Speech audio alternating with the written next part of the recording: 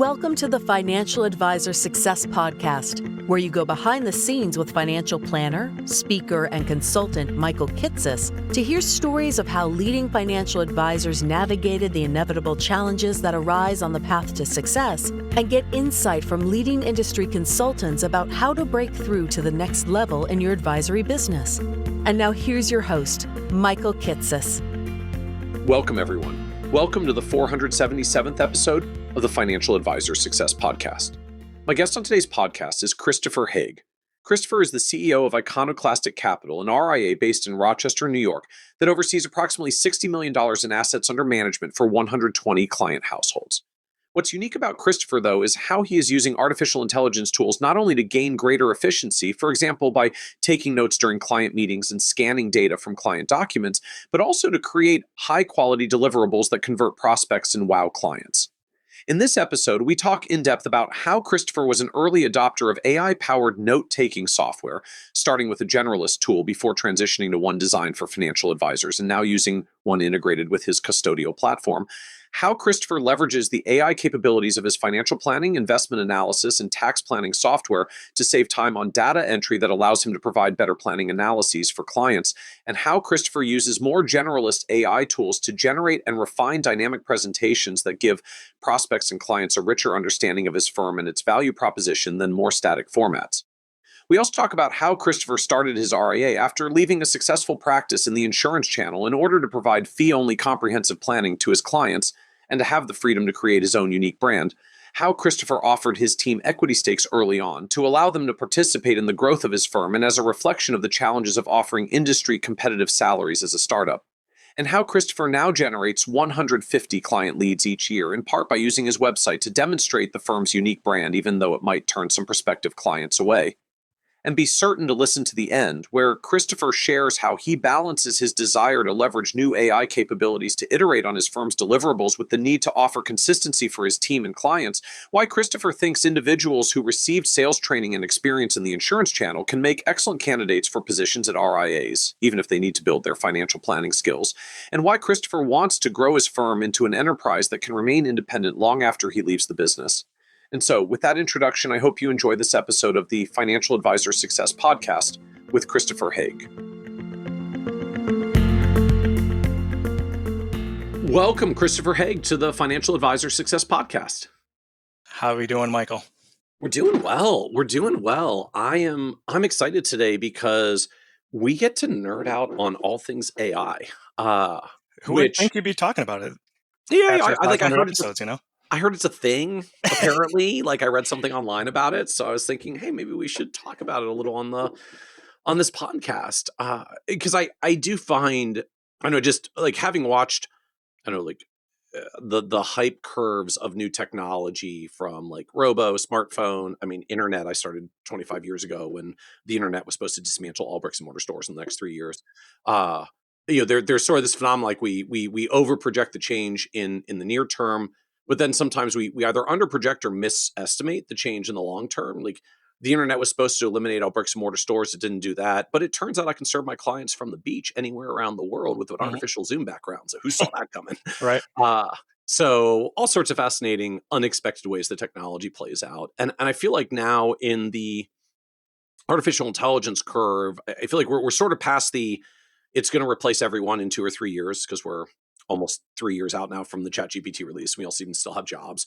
But we're starting to figure out some cool things to do with AI. Some of us are figuring out more than others. What we see internally, even from our research so far on the Kitces platform, is that there's some interesting use cases around efficiency and time savings, particularly in areas like just good old-fashioned meeting notes that's very time-consuming for some of us.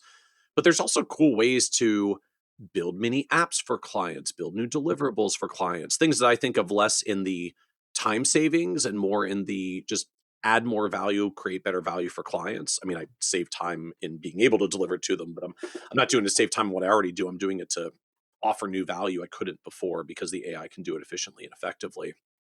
And then we have to figure out how we actually do it and what are the right use cases and how do we manage the compliance privacy parts and how much can we do when we're not coders and software developers.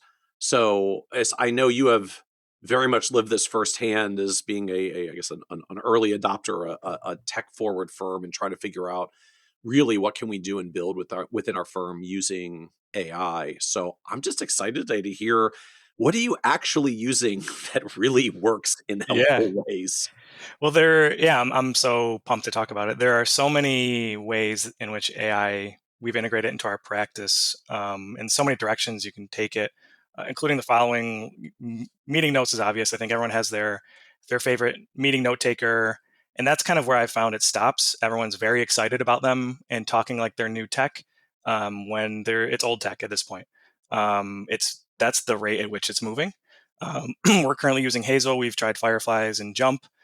They were okay, but Altruist is our primary custodian, and that integrates with Hazel really well, where it's a meeting transcription. It syncs to our case notes really well with Wealthbox, but also it can pull data from Altruist now when we're doing preparations. We don't have to then go to another platform and gather, the details. We can ask our AI note taker for those details around like the assets under management, rate of returns, and things like that. So let me even pause you here. Like, I really want to understand more of where and how exactly you're using, I guess, sort of even the sequence, Fireflies, Jump, Hazel, and what was different for you as you went through the evolution of each of those.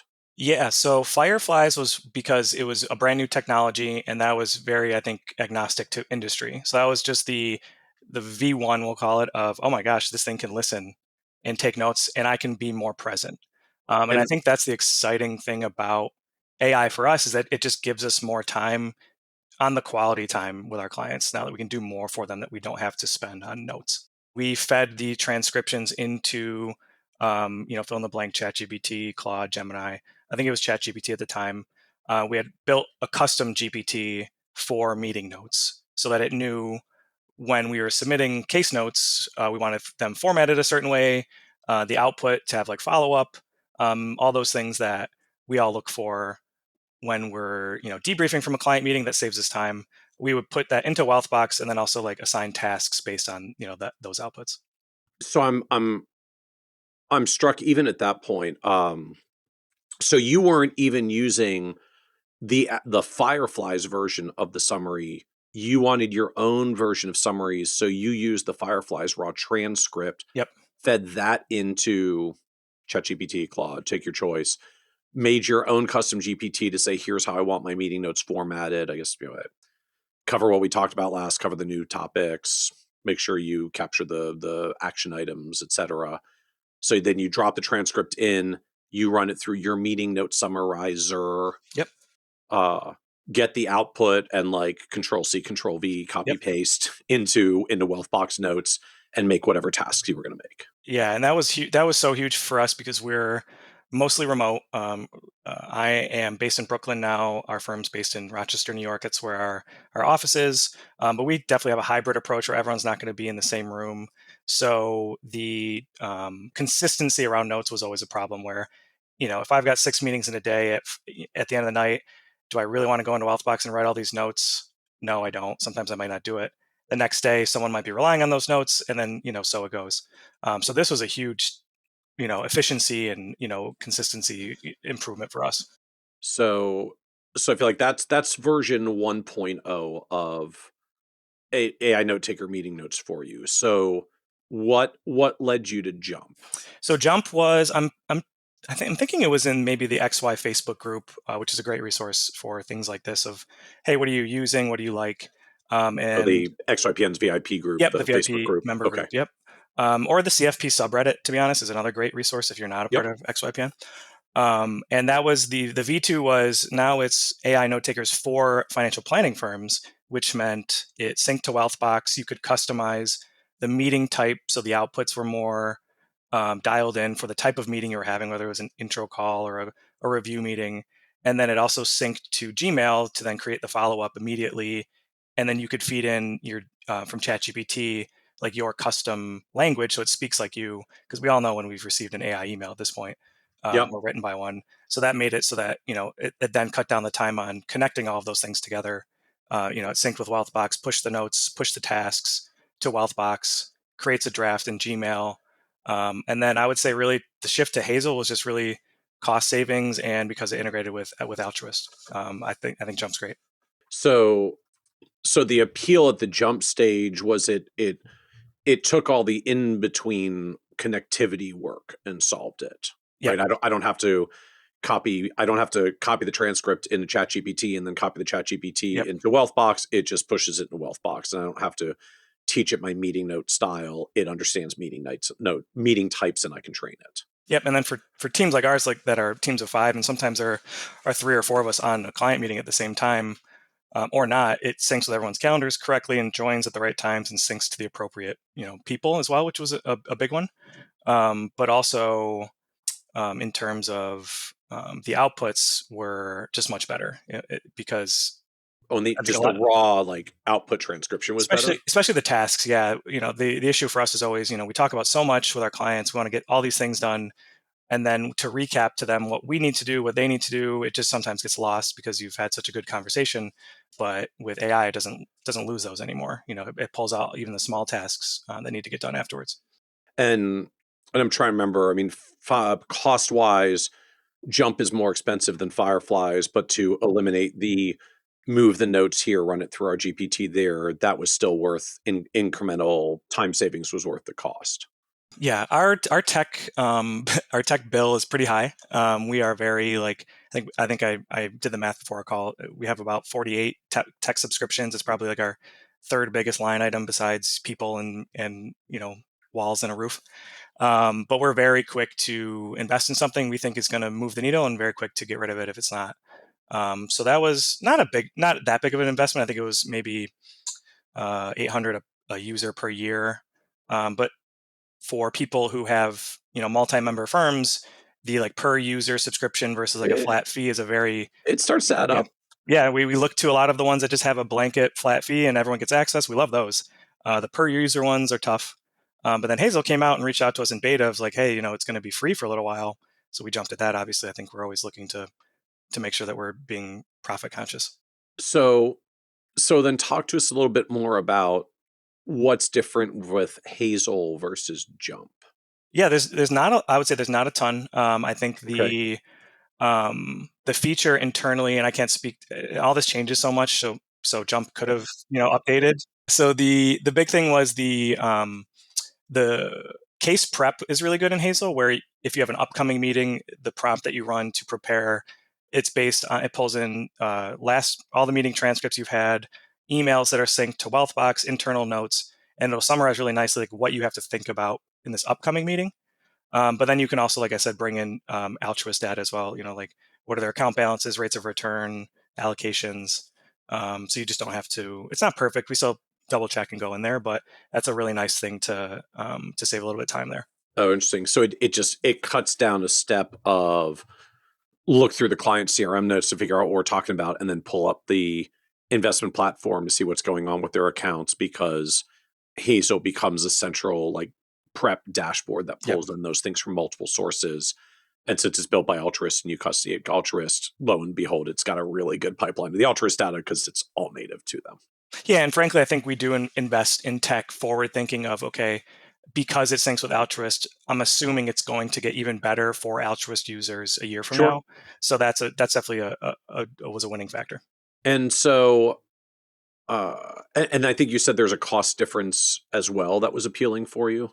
Yeah, I think it was maybe 40% cheaper in total for because a nice thing about Hazel is they do like a paraplanner assistant light version where it won't join their meetings, but they'll still have access to the platform to grab the notes and build it, which we have one or two people that is more suitable for them versus the and flat it's a lower, and because it's more limited, it's lower price points. I think it's the full rate. I think it's $250 or $300 a year for that admin seat, and then it's $600 a year for the advisor seat. Okay. Which across 5 team members, if you don't need it, like that's $500,000 a year. Yeah, exactly. Pricing strategy, I'll take it. Yeah, and I'm sure we'll talk about it, but I was coming from Northwestern, coming from a low class, like middle class family. That's always kind of, I think, a habit of mine is to eke out a little bit of profit here and there, cost savings, because it just can be repurposed elsewhere. Okay. So So now coming all the way back to the beginning of the conversation, as you framed it, like AI note takers are the old tech Yeah. of this. So what else has come in? What else has layered in for you uh, since then? Yeah, I think there's, like I said, there's many ways it can go that we found improvements. So on the planning side of things, we don't lean on it a lot because I'm worried that some assumption is incorrect and I'm overlooking it. But we do it for a lot of math-based, like whether it's an RMD calculation, Roth conversions. But the way that I think platforms are integrating it as well, Holista Plan, Right Capital, Income Lab has a really cool plan builder with AI where I just dump in Right Capital's report from a client and it builds an Income Lab household with totally accurate data for me without having to do anything. So that like data scraping, OCR scanning, I think is the next wave of where people are going to find it really impressive. I think YCharts has a good one as well, where we've all been there, where we've got a PDF from a competing firm that we're trying to, get a new client relationship. There's 200 holdings, and I got to type them in just Yep. to have accurate data. It removes a lot of that now, where you can just put a scan in, it does it for you. We use Your Stake; they have a really good like data confidence uh, in their scanning tool for allocations. So that is one of the big ones, I think, low hanging fruit. So I want to understand even these scenarios a little bit more of what you're doing and how you're doing it. So Mhm. why charts? This is the like I want to analyze client's current portfolio to build a proposal. Here's what you've got and why it's got problems. Here's how we allocate and why it's better. Mhm. So you just get statements from clients like the good old PDFs. You can put it into Y charts. It's got a statement extractor tool, and it will pull the client positions and dollars or shares or whatever it is, details, to build a model of the client's portfolio so that you can then do your proposal analysis. Yeah, and that's a dramatic example because we don't get a lot of statements anymore. It's mostly, linking to Right Capital. But even that version of downloading the holdings to a CSV file from Right Capital, very easy upload into Your Stake or whoever, YCharts or the other tools for just easy continuity of if you want more like deep dive into analytics and fees and things of that nature, that's where we use those for.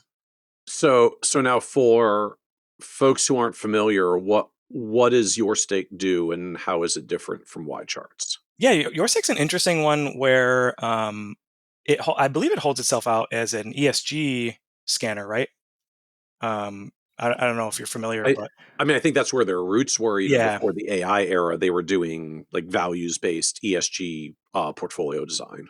yeah. So exactly. So it's a little like the category it's under. We found this was an area that we still are scratching our head a little bit around because we have a Jack, my co-founder. He's our portfolio manager, a CIO. He uses Y charts like exclusively, but that's another one of those where we pay for one subscription. It's his access. We don't really have access to it. I Right. think we would use it more if we did. But we needed a tool where I could go in and look at somebody's allocation if I needed to, or help him, put data in that didn't cost a lot. We used nitrogen for a little while. It just ended up being too costly. It was more of a risk tool that we didn't need. So Your Stake presented as this. I think they're actually leading in a lot of areas on the AI adoption side.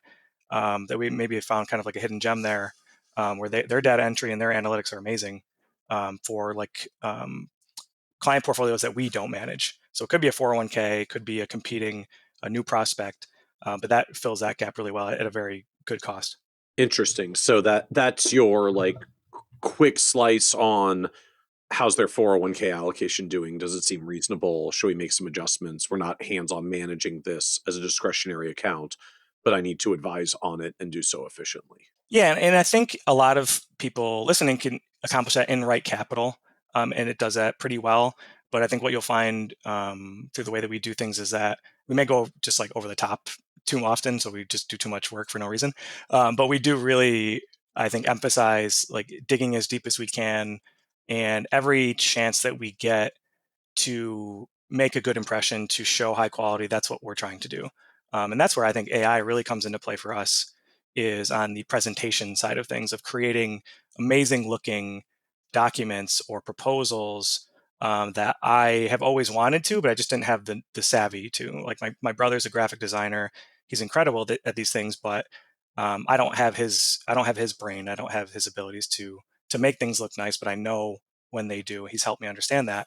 But now with AI, it understands our brand kit, our brand strategy. So when I'm looking to create a new client proposal, or even just like a small calculator, I can bring in our branding and our quality so that someone looks in that.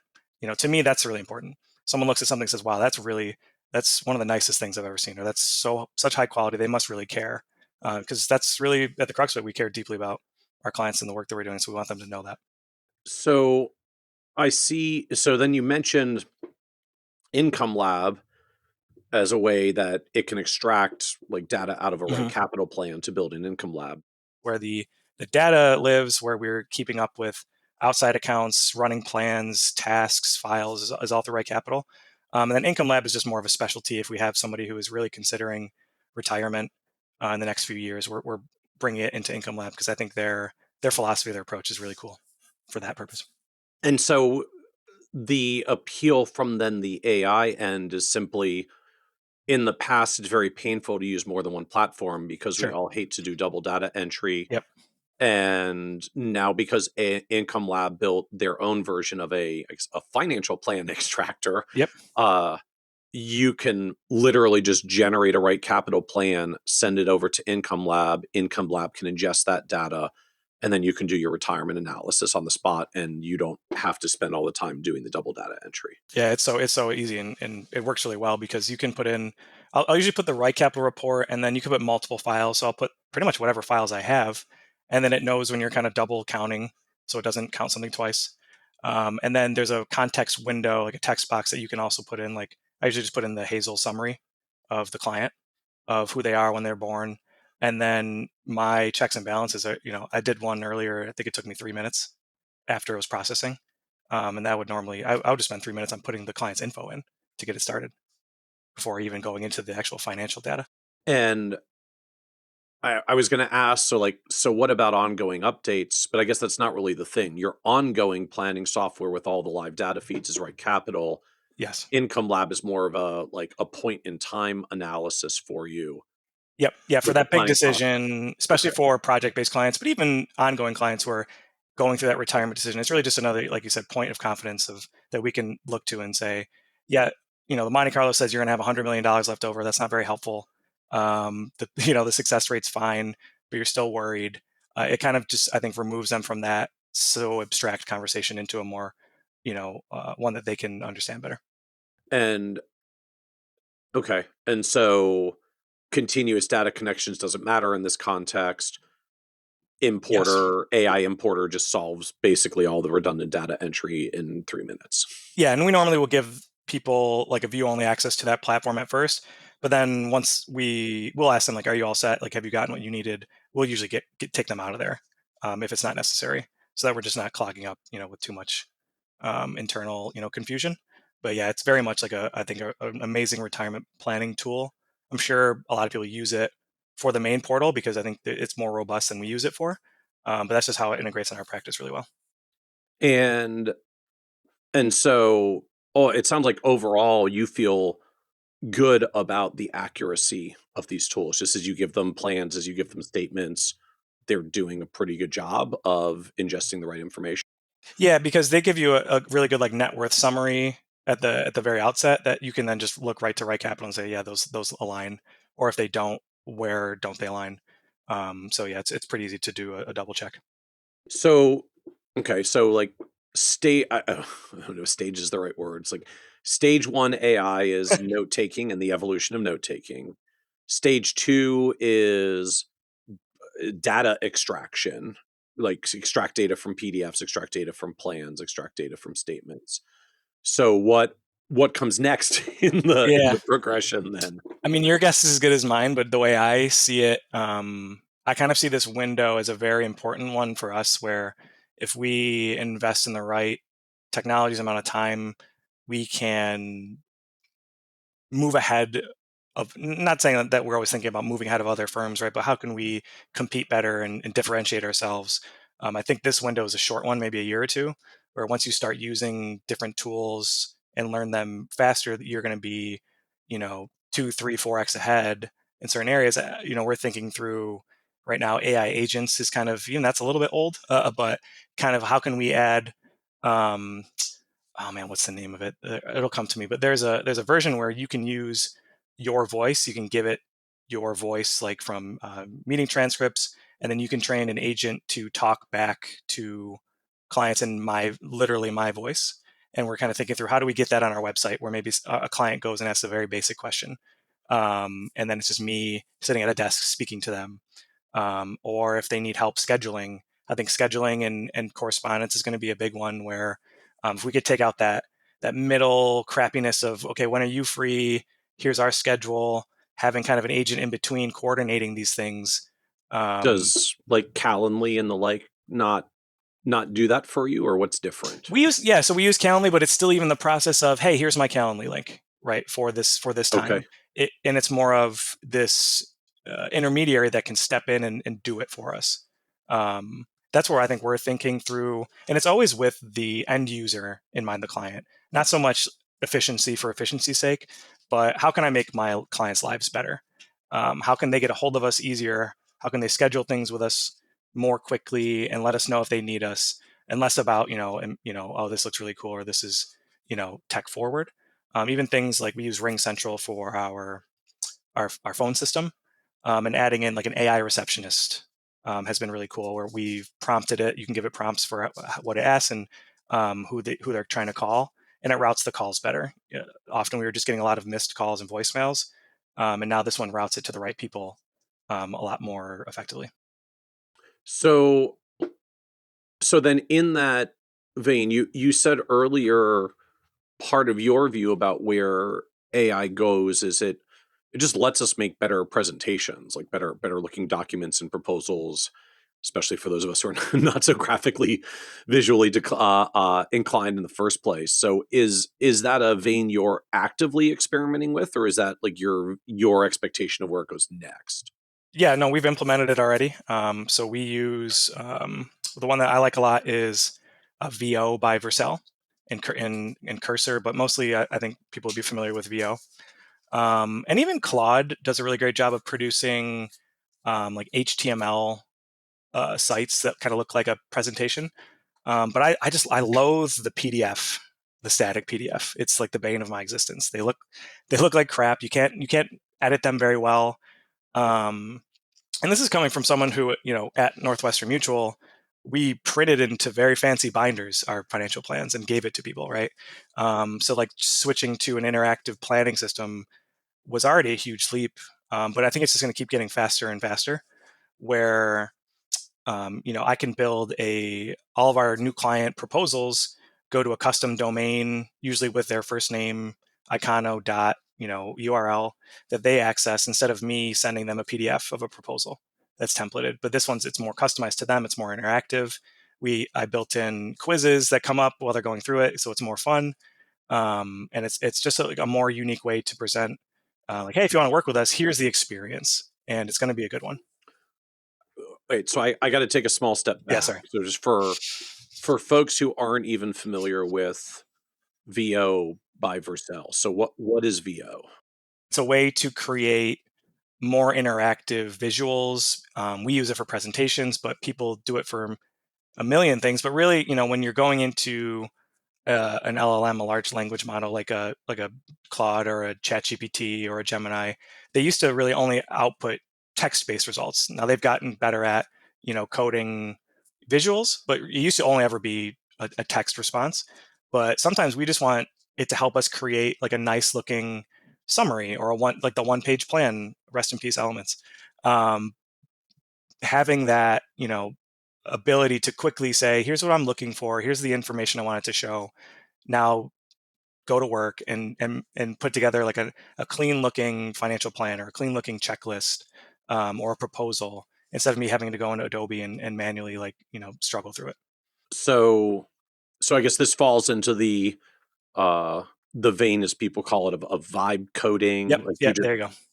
You describe the little app or capability you want, or the proposal presentation, and it makes it. Yeah. You can create so many. I've tried creating like a basic video game in there. I've got some things I'm trying to create. Like client archetypes of the typical client, or like there are certain types of clients that you can kind of narrow down.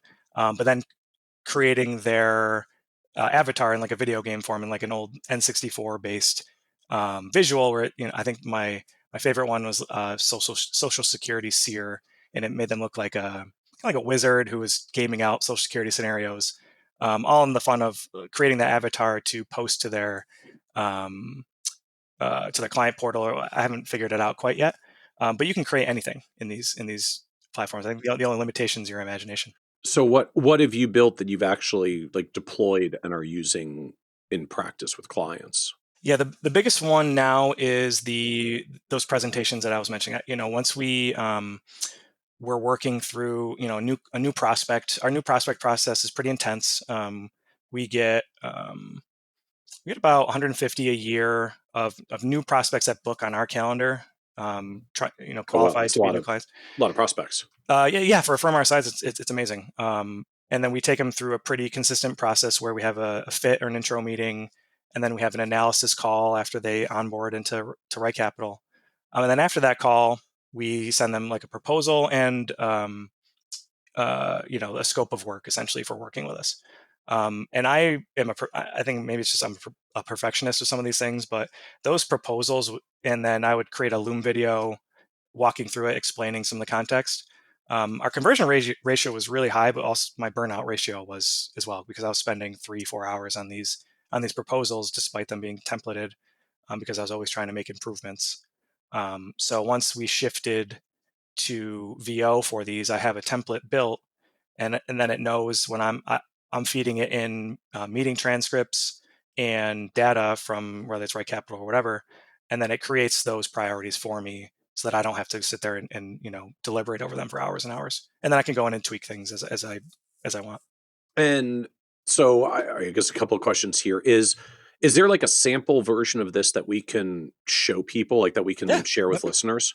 Yeah, I think the beautiful thing about this stuff too is that it's all hyperlinked and live, so I can share a link that as Okay. I make tweaks, it then is evergreen and the tweaks are then displayed.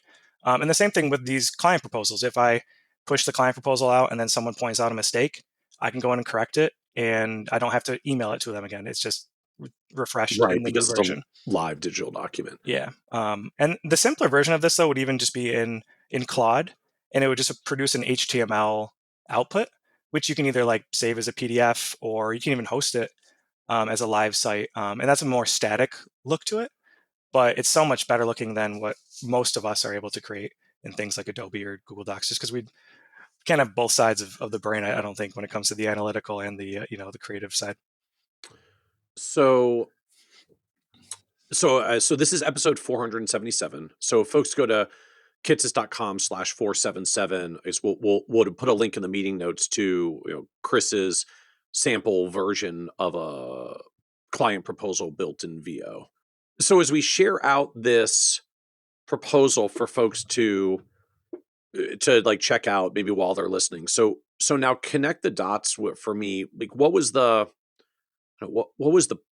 prompt you wrote? Like how did you create this thing? How does it work? Like It's a what did you actually good do to make the thing question. that we're going to see? I mean, it's many prompts and many versions. So I think the original was I fed it our PDF proposal that we had sent clients and asked it to recreate it in a much more like interactive, visually appealing way. And the funny thing about AI is that usually prompting the prompts makes them way better. So what that means is I would first put the PDF into Claude, let's say, and tell it, I want to feed this into VO and have it produce a visually appealing, interactive proposal. Give me the prompt that's going to do that best. So then Claude outputs the giant prompt and has all these specifics around color and scale and padding and pixels. And then I feed that into VO along with the document, and it reads that a lot better. And the results are way better. Oh, interesting. So you tell Claude to give you the design specs for the prompt to give VO. Yeah, I pretty much, for every query for any sort of whether it's ChatGPT, I'm always getting a prompt from a different one, describing the objective and the output and the system I'm using so that I can ask it better and the results are better. Otherwise, I think you waste a lot of time sometimes correcting it and saying, no, that's not what I want, when you take a little extra time on the front end. And so the goal at the end of the day, as we'll see from the version that's shared out, is now I'm able to, like, the client gets this more interactive proposal. It's designed to your style of firm because and uh and it just happens now because once there's a like VO digital template equivalent, you just give it the new client data and it generates the proposal. Correct. Yep. And the scope of the term, like the pricing, is what we have to add. I think what we gleaned was that most clients have a really good inkling if they want to work with us or not, and it really just comes down to semantics. So making that experience more enjoyable, but it just lays it out in a better way, because that's, I think, part of the prompt was explain our scope better, explain our relationship model better, explain our onboarding process in a visual way that they can understand instead of a wall of text is the best thing. But even the integration of, it has a button that says, here's your onboarding fee, and then here's the link to Stripe to pay that onboarding fee. They click it, it goes to their custom invoice that's been created. And it's just that seamless, Oh, wow. experience. Instead of me having to email an invoice from AdvicePay, here's your link. If you have questions, here's a hyperlink to my email, and it opens an email in Gmail to me, with like a pre-prepared, question or something. So it's all these like little moments that I kind of, I excruciatingly think through of what are the small moments that we're not thinking of that that we can make this easier and make their experience better. So have there been multiple versions of this then? Oh I'm my going God, to yeah, presume yeah. if you could build on this. Probably 40 or 50. Yeah. So I guess if you're willing, like, can you share 2 or 3 Sure. versions with us that, Oh, yeah. again, we'll put in the show notes, kitsis.com/477 for episode 477. So I think the range of iterations on this may be helpful inspiration for folks who are listening to understand what the tools can do. Yeah, and the versions were, it started as a Google Doc, PDF, and I can upload that. And then that progressed to the Claude VO model, where it was still kind of like a long scroll, one page, where it just presented the information better. And then I think, in my mind, I just wanted it to, like, what if it got really weird and fun? Like, what would that look like? Then it became kind of like I'm tabbing with an arrow through a slideshow, and can I create pop-ups that bring their attention back? Like in the beginning, they have to say if they're ready or not. If they click yes, there's like a little Hulk Hogan cartoon that pops up that says "Hell yeah, brother," and then it just gets them going into it. And then halfway through, there's like a pop quiz about, I think, their family or something like that. So just, and I'm sure we'll make it weirder, and I'd like to add music or something at some point. But it's these, these little moments, that I pull from. I think about our brand a lot. So Thinking in Moments is a great book that spoke to me a lot, where it's like, how can we elevate in unexpected times? Similar to my favorite book ever on this topic is Unreasonable Hospitality by Will Guidara. Yes. It's similar to that. How can you elevate in, boring experiences or unexpected moments? How can you raise the stakes and show quality where no one's expecting it? So so the uh so I guess I'm just trying to visualize it still takes time to build and iterate on all these proposal prompts. So I guess as I'm inferring it, like, this isn't necessarily saving you time per se, because you're No, actually spending yeah, a lot of yeah. time making this, but you can make it custom exactly the way that you want, and you don't have to be a software developer or go find a company that will make custom software for you. Uh, Yeah, I think because you're you can just yeah. make it the way you want it to be. Like, that's the appeal in a context like this. Yeah, and I think speaking to maybe the frustrating side of it can be, you have, me and my director of financial planning, Gene. We love this kind of stuff, so we're always messing with it. And when you have a team of 5 people that you have to kind of bring along with you, when you're constantly changing and messing with it, when they may or may not enjoy it, it can lead to a frustrating experience. So we've had to curb it a little bit, where we put some guardrails on and say, okay, we're not going to make any changes, for the next quarter. We're going to go with this because, it can kind of get out of hand. And then, yes, you spend a ton of time on the prompts, and then all of a sudden, this proposal that was supposed to take 5 minutes is taking 4 hours because you had a new idea and something is improved. And so that, yeah. But now, if you like your new version, it takes 3 minutes to make all of them in the new fancy format. Correct, but one's good. One's good enough, right? It was already good enough, and I shouldn't. I should be mindful of everybody else. But I think everything AI related really speaks to like the real value that our firm brings to our clients is that approach of the end user in mind. How can we improve the experience, reduce the fee, and also on the team side of things, like how can we make our lives better? Right? How can I make their experience working with our firm better and grow it into an enterprise where people want to work at because of these things? So, I mean, the thing that strikes me about all of this as well is that, we started with things like note takers. Okay, this does just literally save me time if I was typing my notes out in the past. Statement extractors. Okay, this does save me time over keying in data manually. But now you're into a realm where, like, I'm really not saving time. I might actually be spending more time, but I'm spending more time on something that hopefully is creating real, new, unique, differentiated value for clients. So it lets me win business. It lets me raise my fees or better earn my fees. Which is to me, it's interesting because it takes you down this whole road of no. Now the AI isn't making me faster and more efficient. It's a tool that I'm taking more time with, but I'm lifting my value prop. Yeah, and I think you can take it one of those two directions. For me, it's you could take it the efficiency route and just kind of stop there, and it's still an amazing add-on. But that's where I feel you're just going to be more of the same. And I don't really buy into that we're going to be replaced thing. Like our clients, if anything, are valuing human interaction more than ever because they're rejecting all of these things that make them feel poorly, and their brains are fried, and they want our time, and they want access to us. So it improves that across the board, and I think we'll be in demand more than ever. But then for me, I looked at it as a CEO responsible for growing our firm, making the most profitable for the other equity partners in our firm that hopefully they'll cash out on one day. How can I raise our value so high that I'm iterating in ways that we're going to be different and looked at? And the reason we're talking today is probably because of one of these things that I made and put out there.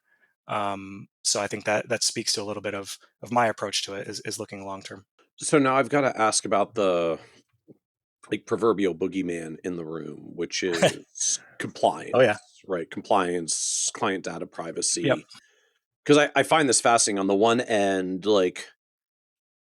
we all seem to have gotten comfortable that AI note takers can capture this information and do it in ways that's secure. Or I guess even before that, we can put all this data into our CRM. That's okay. Yep. We can put it into note takers. That seems to be okay because they're taking steps to sequester the data or not train on the data. Then you get into some of the other tools that now you're experimenting and building with here. So I guess just help us on the compliance and client data privacy end. Yeah, I will say I've always a little bit been more on the bleeding edge of the gray lines of compliance. Like I said, coming from a place where compliance was the boogeyman, and then realizing it's actually not that difficult at all. I can, through XYPN, I have some memberships for free almost that help me take care of it. And as long as we're not doing anything intentionally, malicious, I think we're going to be okay. But when it comes to the AI part, I do contend with it a lot on the data security side of things. That's my biggest fear. Is it would make me sick if a client came to me saying my information was compromised because of something that you did that you didn't need to. So we're constantly, anything I feed into these presentations, I'm usually scanning for, if it's a statement, I'm removing the name. I'm trying to keep names out of it. And I think just data points, net worth, things like that.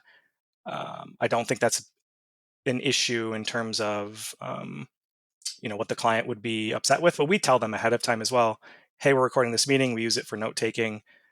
This presentation, it has a live link, but once you are done with it, we're deleting that live link, and we'll archive the information we sent, either in like a PDF or something else. But we're not letting it all hang out there in perpetuity for people to access. But yeah, it's a growing, problem, and I think something that we're mindful of. But I do think when you're trying to grow, in this area, you have to be a little bit okay with that risk.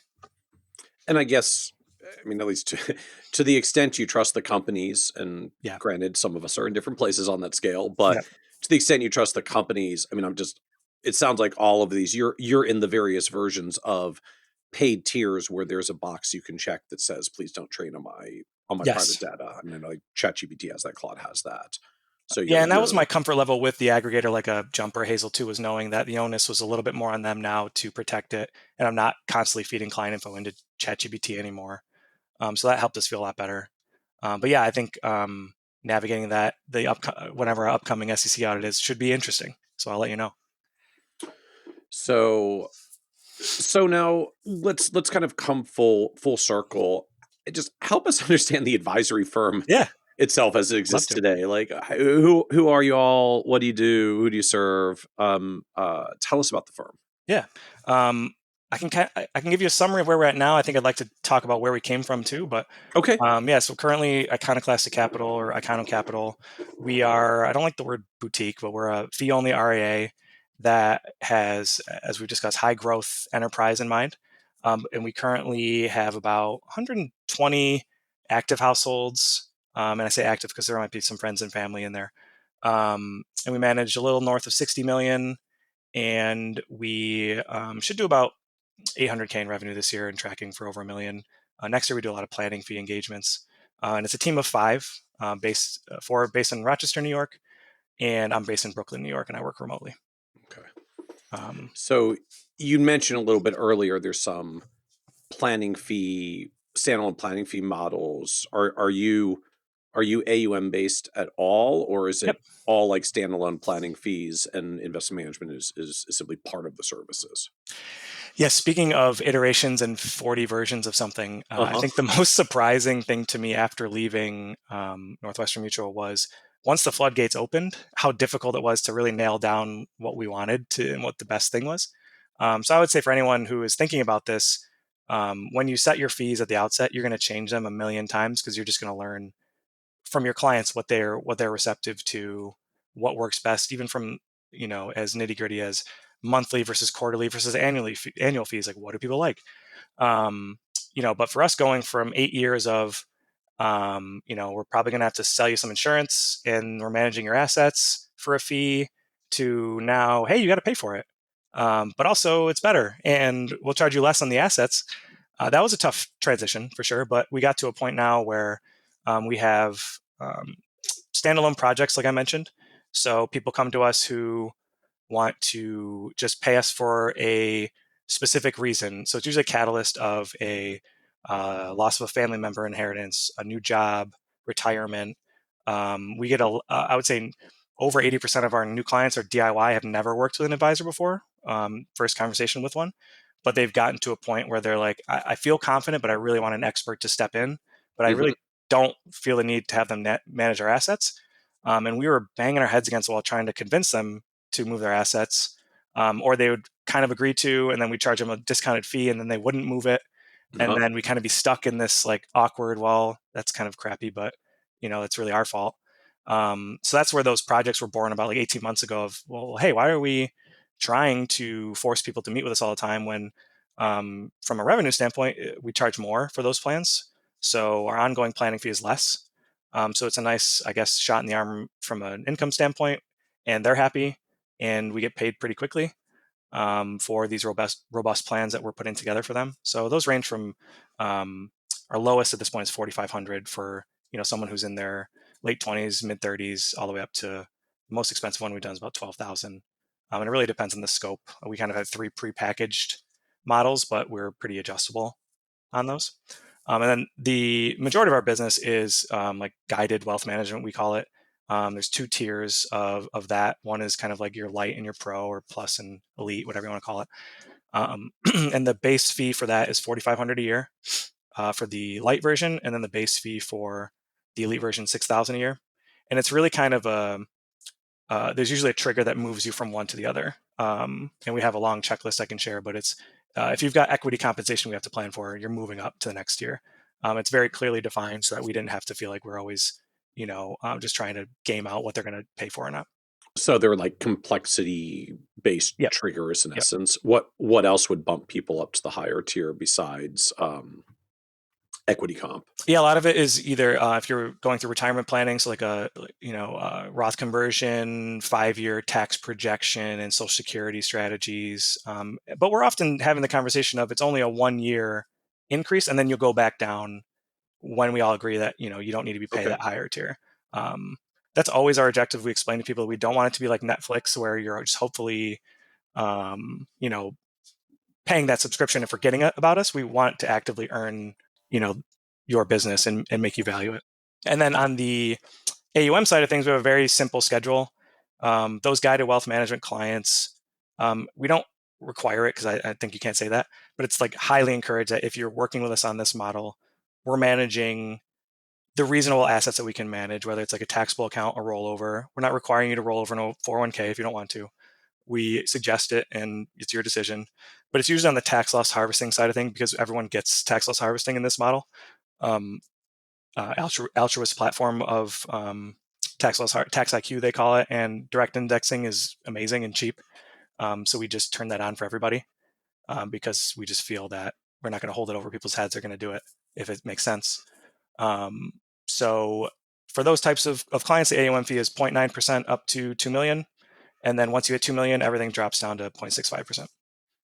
And so clients effectively pay sort of 2 fees, 2 services approach. Like I pay my guide wealth management fee of $4,500 or $6,000 for my ongoing planning, and then I pay my 90 basis points on portfolios for the pure portfolio management with tax loss harvesting and direct indexing if I want to turn it on. Model portfolios and that's through Altruist, and we do that monthly in arrears. That was an important distinction for me coming from a quarterly in advance world. A lot of, I think you'll find our company name, Iconoclastic, it's kind of a rejection of old standards that I disagree with in our industry. And that was one of them of why are we charging people in advance? What if the market goes down? And why can't they pay quarterly?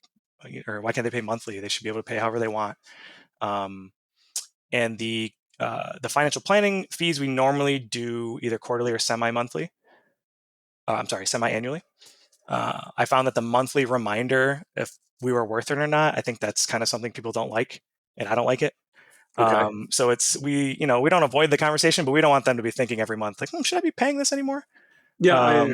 Sometimes there's a difference between like having fee transparency and like Yes. whacking them upside the head with it on a continuous correct. basis.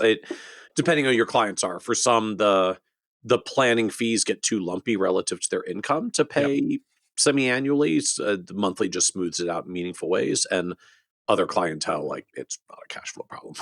Correct. Yeah. And then we've iterated a million times on different ways. A recent thing that we added was a one-time onboarding fee as well, and that has helped a lot, where we put a pretty big commitment on the front end. We're spending usually 2 meetings with people before they become a client, and we never ask them to pay us if they decide no. But if they do onboard with us, we usually do like a $2,000 or $1,500 one-time onboarding fee.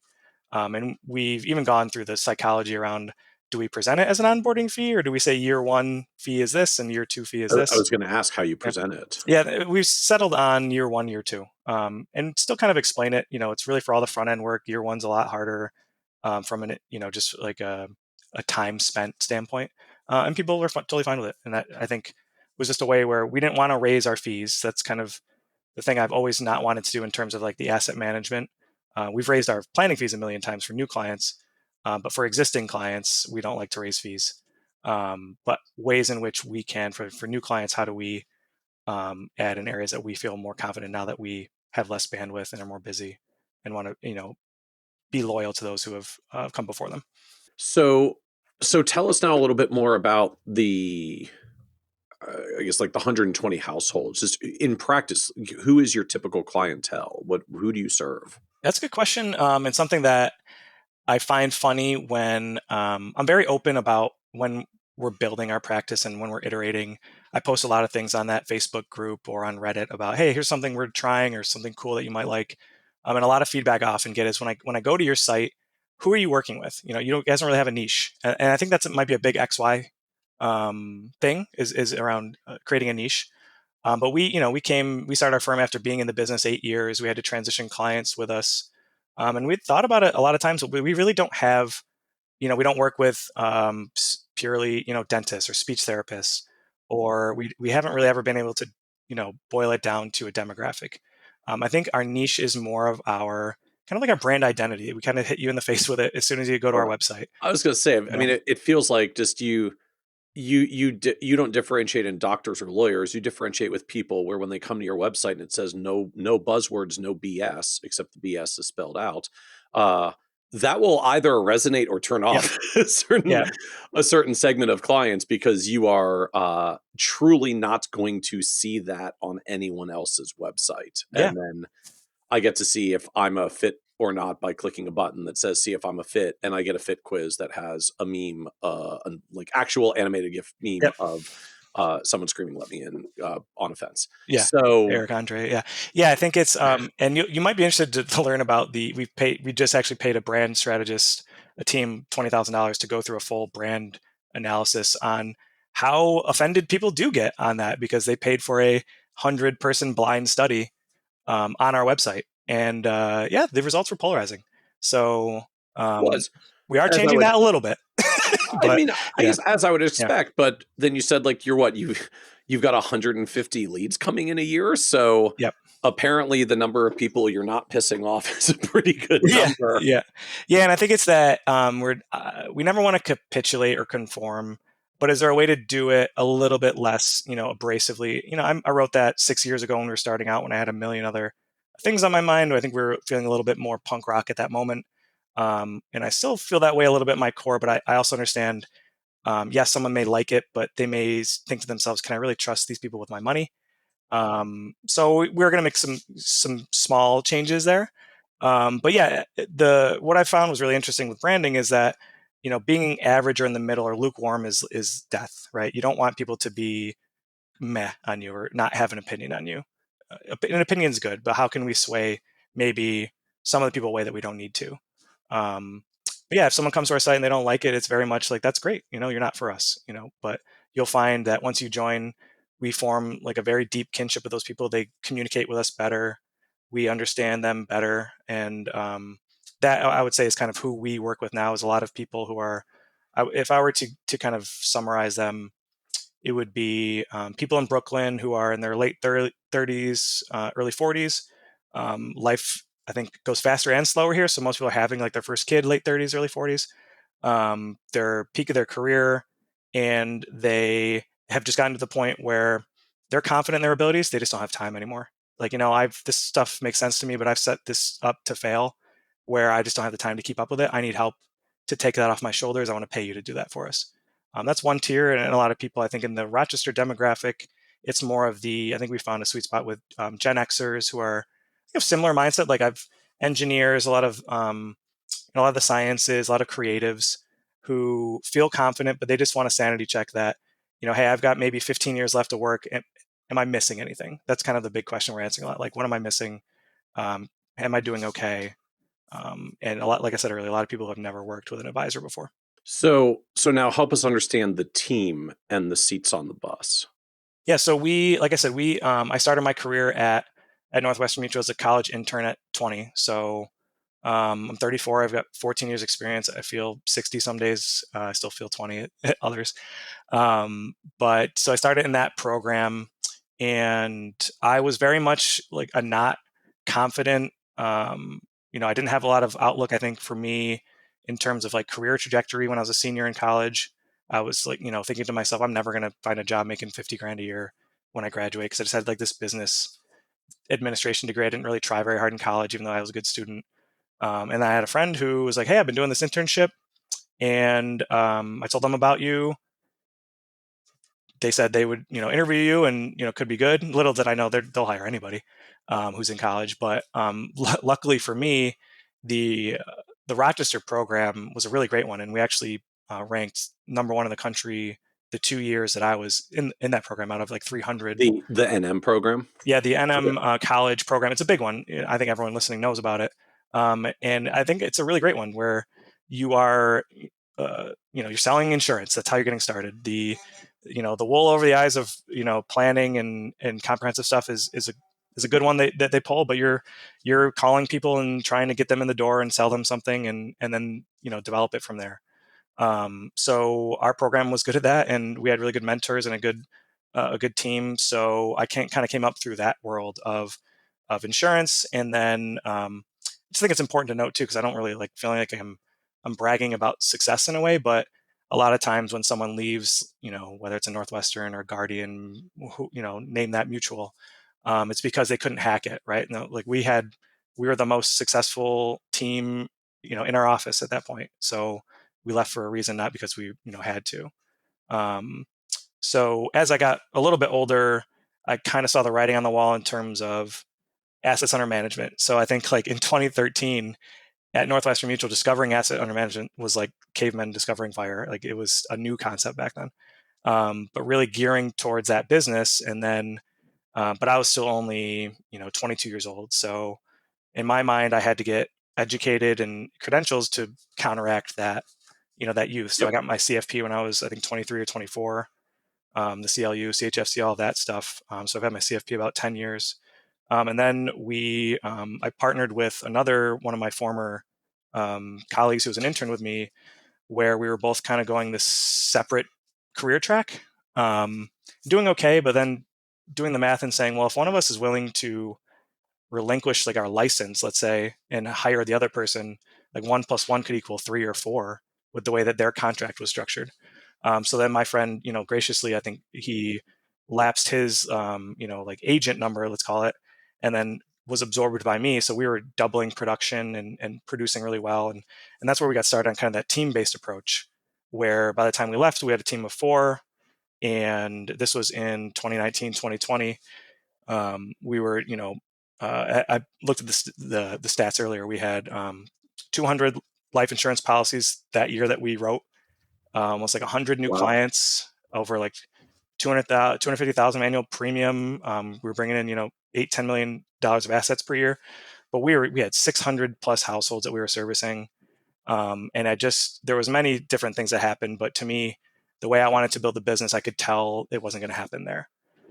So it was. What was the gap? I mean, what was the vision of how you wanted to build it relative to what you felt like you could do? I think I stepped back once because someone really wanted to hire me for like a planning fee. And then I just went through the thought exercise, and this is one of many things, but I went through the thought exercise of how would I build a plan for this person? And then how would they pay me? And what would we do? And then all the things that I listed, I was like, oh, I don't do any of this stuff because I don't have time to. But like, I know it to be right. And I know that I can't, provide the best that I can for my clients under this model because I'm not allowed to. I'm not allowed to talk about these things or bill for these types of things. And another thing that happened was I started just like a basic blog because I just wanted to kind of write about. I've always liked writing. I just wanted to write about topics that I was passionate about, and I wrote a blog about student loans and how I, was kind of like frustrated with that system. And Earnest, I think, was the company I was kind of, frustrated with, and must have put together something good because I put it out on Twitter, and Josh Brown from Ritholtz liked it and posted it. And then all of a sudden I've got compliance. I posted anonymously, but it wasn't hard to figure out. And then I got put basically in compliance jail. I had to turn the site off because you're not allowed to talk about things that doesn't get approved. It wouldn't have got approved because I like to swear. And then I had to report to our like compliance officer every week with my client case notes, like I was in high school. And then just all these kind of like micro, I would say like death by 1,000 paper cuts. Their system is based on the GDC model. I'm sure many are familiar with. It's a gross. Gross dealer concession. I'm glad I don't know what it means anymore. But there's resets once a year where if you have enough commissions on investments, you get paid out more. So I think we were going to go from 55% to 70%, which was a big jump for us. And we missed the 70% tier by like literally $6. And they do it in a way where you can't really know ahead of time. And that was just another one where, we missed it by so little. And that represented $6 short on insurance commissions. So the AUM side of the business got payouts? It was on the Like, AUM side, like the it was on the brokerage AUM side. business, yeah, and Okay. new dollars, whatever, and so that that represented like a $30,000 pay cut, let's call it, because of this tiny thing. And that was just kind of the moment. It was just like f this, like we want to control our business the way we want to, and that transition was really, I mean, it's really hard because I don't speak poorly on my experience there. I think for those listening who are new advisors or work there, like the sales skills that you get at a place like Northwestern or wherever, I needed that like desperately. I was not confident. I couldn't move people to action and explain things in a way that that caused them to give us their money, right? So I think that's not really something that you can't buy it. You can't learn it on your own. You have to really, you know, get yourself into trial by fire. You have to be calling 40 people a day. We used to have to get 60 to 80 new introductions a month. A lot of them told you no, but it's that ability to move someone from a no to yes or a maybe to a yes that is a really invaluable skill. But once I felt confident in that arena, then thinking through the RA model and listening to this podcast, XY's podcast, and then saying, I really want to take a leap, and our team was aligned in that, and didn't have any money. We're always in debt. Had to cash out my what's not a 401k there. It's called like an agent retirement plan. Had to cash that out to kind of bridge the gap on the 3 months that we transitioned. But we planned it out in a way that we wanted to go fee only through XYPN. So we relinquished all of our LAH license, Series 7, Series 63, 65, all these, state insurance licenses, because I thought, even though insurance is a big part of our business, saying, from a marketing, from a belief standpoint, fee only fiduciary is the way that our firm needs to be. And that proved to be right, but it was a really scary decision to make because we had insurance business that we could have kept. So you just walked away from like all the trails, all Yep. the coverage that you were writing. Yep. Yeah, because we had renewals that we were due to be paid, which we couldn't accept. And we could have wrote different insurance in our new practice and gotten paid more from other carriers. But it was something to me that I just didn't believe in, and I didn't want to build as a part of this new firm. But it also, yeah, go ahead. I'm curious to hear a little bit more of your perspective there. So I've watched a lot of folks who come from the insurance side of the business. Like it's so old hat at that point, like to write an app and go through underwriting and nurture clients through. And at the margin, if you already have the client, the incremental work for writing a policy and getting paid on it isn't bad. Like why not keep a life and health license at least to write incrementally for clients who need it anyways and are already in your office? Why drop it entirely?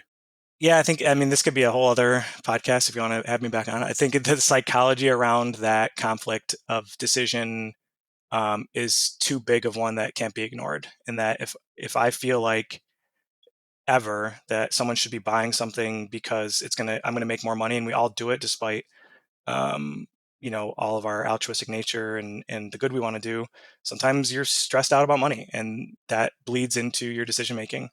And I think it's impossible not to. And I think selfishly, from a marketing standpoint, I wanted to be on XY's platform. I wanted to be a member of NAPF. I wanted to hold ourselves out as a fee-only RA, because in Rochester, I think there's still only 5 firms within like a 50-mile radius that are, and most of them are on the retirement track in terms of their advisors. So I think that was more of a business decision too, where So fee only naturally just differentiates you in your local community just literally by being fee only, because there aren't that many firms. And I think you can speak to the trends obviously better than me, but it's growing in interest, and the other side of it is declining. So why would I want to be on something that's on the decline? But I think it did also actually help with our transition away, because in that world, when you got to leave, like you have to leave that day, and they're going to hassle you and your clients, to win that business back. But I was able to do it in a way where we essentially told them, like, listen, we can't come after the insurance because I don't have the license anymore. Yep. So it's in your best interest to let us keep the 45 clients that we want to keep from an asset standpoint. I'll help assign the clients that we're leaving behind to the people I think they'll align with best and make that transition a lot better. There's a lot I'm skipping along the way in terms of some headaches and some other things, but that did help from that regard too.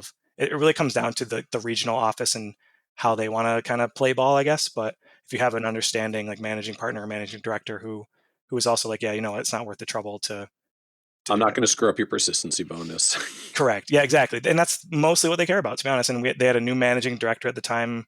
So I think we got lucky with a lot of small things like that, who he was kind of in over his head with a few different things anyways. So to him, it was, I remember that phone call, he, like the sigh of relief that he sighed when I told him what was happening was so large, because he's like, dude, I'm so worried about all these other things. I didn't want to have to fire you, because if you called me 30 minutes later, I was going to have to fire you and this is going to get crappy. And I didn't want to do that. So just knowing that I had a plan and I wanted to be, and still have amicable relationships there. And I do my best not to disparage that model, but I do think that anyone who can make it there could be doing it more profitably and serve their clients better elsewhere. I have to believe that, right? And they have to believe the opposite to function. So how was it? I guess just the mindset change, the business experience change to go from a grid GDC world to a pay all your own stuff, deal with all your own compliance. Oh, it's incredible. World. It's so great. I love that kind of stuff, but I think it's a lot easier than people think. We had hired, I had a business coach who I'd worked with intermittently, who I hired for kind of like a short-term sprint. After we submitted our, firm registration, you kind of have a 4 to 6 week clock until it's approved, and then you have to leave. So he helped me kind of, organize what we're going to do in terms of, like communicating to clients. We actually made a script of how we communicated it to our clients that we had to call them all in one day on a random day. For them, it was an easy choice. We'd always, I think, held ourselves out as like, you're working with us, not Northwestern. And we're going to do the same thing for you better. And we're actually going to cut your fee down by like 25%. All the while, like we made way more money, even though they were paying less. So it was a very much like a win-win across the board. So I've also got to ask in this vein, where does all the lead flow come from? That you said you're bringing in like 150 leads a year, and it sounds like you've always had a volume because you wrote 100 policies the year that you were leaving as well. So where does all the lead flow come for you at this point? Yeah, so that was a jarring transition, because the 100 policies, that's 100% referral based. You're calling people, trying to move them to action, and you're under that system, you're trained to ask for introductions like at every chance you can get. And then I just had felt so sick of that process where I haven't asked for an introduction in almost 6 years now, to a point where it's actually a problem. We need to do it more. But we said, how can we, hold ourselves out there where people are going to find us? We never paid $1 for marketing, which is great in terms of like SEO or ads or anything like that. We just, I think, created a nice, simple, clean looking website. Like we've talked about earlier, our brand is very much, I think, very distinct. Yeah, I think that helped us very early, where people found us as kind of like a breath of fresh air. We made the calls to action very easy. That's a big thing that I always kind of preach, is make it easy to get on our calendar. It hits you in the face on every page. Book a call, have an intro conversation. They don't want to hear about me and my experience. They want to just be able to get on my calendar if they are interested. But it's grown. I think the first year it was around maybe 30. The first full year, like 2021, the year of 2020 is kind of lost from a data standpoint because it was a transition year. But in 2021, I think it was 30, and then it was 50, and then it was 80, and then this year was 140 something year to date. And every year we kind of have a planning meeting where I take the compound annual growth of our new prospects, and then I just apply it to this year and say, okay, so for next year, this is how many are going to come in, and everyone kind of just hits their head on the table, because it's great. It's a great problem to have, but it's a lot. So we're actively kind of trying to get that flow better. But a lot of it comes from Google, from AI, from NAPFA, from the platforms like NAPFA and XYPN Advisor Search. Those are huge for us. So they're finding you in Rochester on NAPFA or XYPN. They're Googling Rochester fee only financial planner or something to that effect, and like that's driving that much activity for you. Yeah, plus the very distinct website. Yeah, and a lot of people, they're getting to the point where I believe the progression goes, because we asked it, of, okay, I think I need a financial planner. What's like the best type? And then they do their research around, I probably need a fee only fiduciary, whatever the hell that means. and then they search up like how to find like fee only fiduciary in my area, and they might find NAPFA or get referred to NAPFA. On that like search rate on Google, like we rank number one. On NAPFA, like I said, we're one of few. We don't rank very highly on like financial advisor. There's actually a ton of financial advisors in Rochester. Like I think probably more per capita than many places. So we don't really rank highly there. But I think when someone is targeting that search a little bit more, we show up there. And then even across the country in terms of it is called GEO, which is like SEO for AI. Yep. Where if someone's looking for like advisors that work with cryptocurrency or collectibles, crypto is a big passion of mine and something that we advise people on. So not many people rank on that at all. So we find a lot of people nationwide on the cryptocurrency side of things. So as you reflect on this journey, what surprised you the most about building the advisory business? That's a good question. I think twofold, how to really wrangle in like the constant change when you open the door up for like open architecture, when you can do anything, when you can use any tech platform, any custodian. How do you sift through that and make the best decisions and not let it just completely consume your life? We made a huge mistake on the custodian side of things when we started, but that was just like a good learning experience going forward. So what happened? We just chose. Do you remember Trading Front? Oh yeah. Yeah. So we were between Trading Front and Altruist, which is I mean it doesn't haunt me anymore. It did at the time. Where we just liked Trading Front because they were backed by they were linked to Interactive Brokers, which is just a more established business than Altruist was. A little too early in Altruist's like story. Had we talked to them a year later, we probably would have used them. And then Trading Front just didn't live up to their promises. They shut down, and then every client was defaulted to have to move to like Interactive Brokers, which the assets were already held there, but then they had to create like all new logins to Interactive Brokers, and then their business is not made for the advisory business. The client experience is horrible. We weren't able to trade like the models that we wanted to, so we had to make a very hard shift. I think in year 3 or 4 to Altruist, where no one left because of it, but you really don't want to do it in the first year when you're making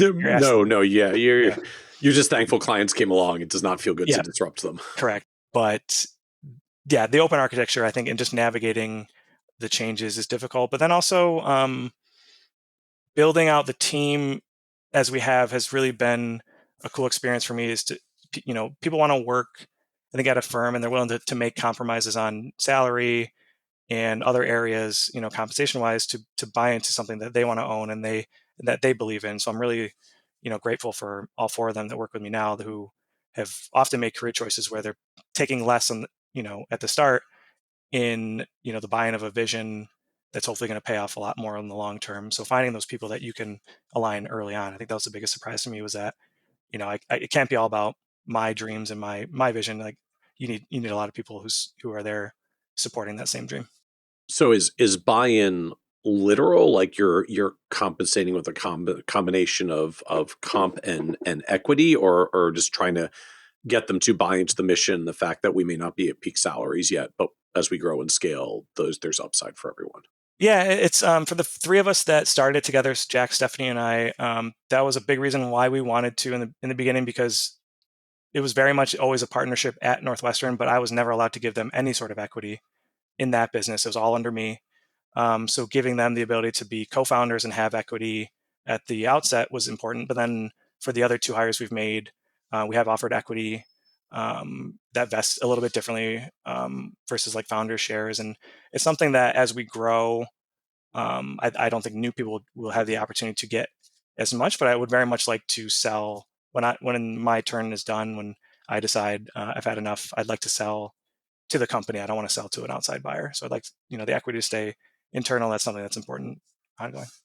So can you help us understand further how you structure this? Like I'm intrigued to, it's like you use equity as compensation in an advisory firm. So how does how do the shares work? How does the vesting work? Is there a buy-in? Like what was the structure you used?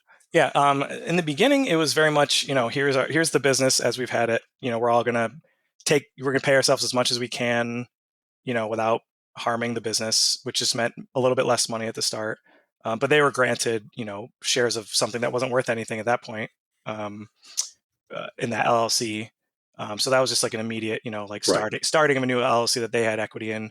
We do evaluations every year with FP transitions, and we get I have to pay for the 409A valuation for new equity, which we usually just issue as grants that vest over 4 years. So I believe it's 1,000 shares total. So a new hire might get 20 shares granted that vest over 4 years, and then they can be performance based. You get granted more, but very much so. Like everyone that we hire from here on out, their compensation from a cash standpoint's more in line with industry averages and standard, but they don't really have as much of an opportunity, um, in the equity. Whereas the founders, like I said, Jack, Stephanie, and I all really compromise on salary and income, and saying, we live in a low cost area, and we believe in this thing. We'll pay ourselves what we need, and I've always tried to structure our firm in ways where I'm paying for things that they don't have to, like our phone bill, for other benefits. We have a really generous 401k match to show that, like, I didn't start this thing to get rich. I, started to live a good life and share it with others. Wait, I just want to make sure I understand numbers though. So you've got like 1,000 shares, 1,000 units of the company. A new hire might get 20 shares vesting over 4 years. So since it's like a little 2% slice Yep. for coming in, and then I guess you can adjust that over time as obviously as the company gets bigger, 2% Yep. bigger number gets bigger Yep. over time. So Yep. you may tweak. Yep. And It it's really vests about 4 people years. who identify as like they may want that, other people may not, and that's totally fair. And that's where I've come to learn as a business owner. Where and it's something that Jack, my co-founder, and I have struggled with a little bit is we very much were partners from 2016, 2017 on at Northwestern, where he was bringing a lot of business, I was bringing a lot of business. How do you measure that? Because I started the firm, quote unquote, in 2012. How do you measure the equity and distribute it, and then how does it work ongoing when we're giving it to new people? So that's something I think that we have struggled with a little bit because I've owned the majority, but where I felt he was fairly compensated for his sacrifices, but at the same time keeps him motivated and invested, as well, which has never been a question. But um, those things are great problems to have, but they are difficult.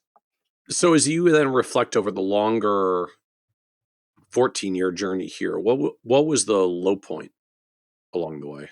Yeah, I think the other one of the frustrations at a place like a Northwestern is kind of it's almost like the weighted vest they strap to you when you're sprinting, in that you don't have a lot of control over your rent. All the leases are negotiated by the managing partner to managing director, and you have to pay your slice. So we were paying $55, $60 a square foot for our office space that we thought was important there. But it was so, we paid, so I think it was, 2,500 or 2,000 a month we were paying for a tiny little area. And when we got our new office, it was 2,500 a month, and it's a beautiful carriage house. So we, we reduced our rent rate by like 75%. We had to pay for every page we printed, all the coffee that was bought for the office, all the insurance licenses that we felt like we needed. And you don't really know you're getting screwed, I guess, until you leave, where you're kind of strapped with all these expenses, all these costs. Like I said, debt for me, because I believed in this vision and invested in it, and I'm still paying it off, because it was really just we weren't able to make enough money to live on, so we had to take on debt to finance it, and it shouldn't have been that way. But you kind of have that perpetual problem where people are teaching younger people who are in that same model who don't know any better. But the low point for me was, I think, a point in 2018 where we made payroll, right? Payroll's processed. The bank account was overdrafted. I exhausted all of my resources of help, basically. My wife has always been gracious in like taking up expenses where she could, but she had her own business.